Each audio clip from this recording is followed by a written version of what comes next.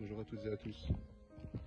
Il arrive régulièrement que l'on me demande une sorte de guidance, une direction, notamment pour ce qui relève de la mission d'âme, la mission de vie. Et je souhaitais vous évoquer le lien qui existe entre les émotions et les mémoires. Qu'elles soient difficiles, lourdes, dites négatives ou plus légères et enthousiasmantes, les émotions sont la plupart du temps liées à des mémoires.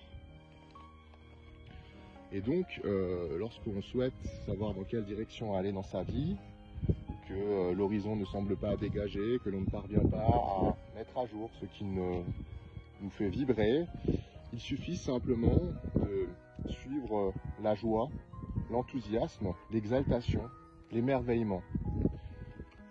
Indépendamment de trouver un objectif concret, un projet tout à fait matériel, palpable, il suffit plus simplement d'être attentif aux émotions qui sont en lien avec cette exaltation du cœur.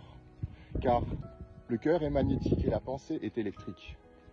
Ainsi, le cœur garde en mémoire quantité d'informations. Et c'est une illustration qu'on va souvent aussi retrouver, par exemple, après une rupture sentimentale, où on va souffrir tant que le cœur n'aura pas épuisé ses dernières mémoires. Pareillement, quand on va détester quelqu'un, il va aussi s'ancrer durablement dans notre être, en profondeur, à l'image de l'amour, puisque l'amour et la haine sont les deux versants d'une même pièce. A contrario, une personne qui nous laissera indifférente, on aura vite fait de l'oublier. On aura vite fait de ne pas garder mémoire de l'avoir rencontrée. Pour la rancune, il en est de même. Tant, par exemple, pour une parole blessante, tant que cette parole blessante alimentera une mémoire de souffrance dans le cœur, alors on sera dans un sentiment de rancune, et le jour où cette mémoire sera épuisée, à ce moment-là, on en sera libéré.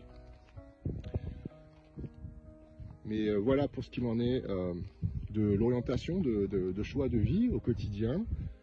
C'est de se résoudre à rechercher la joie, l'exaltation, l'enthousiasme. L'enthousiasme qui étymologiquement vient de Intheos, en Dieu. On pourrait littéralement traduire par être traversé par le souffle divin. Donc voilà, je vous souhaite à toutes et à tous de rechercher l'enthousiasme au quotidien, la joie, l'exaltation, l'émerveillement. Car assurément, cette guidance du cœur saura vous épanouir. À très bientôt.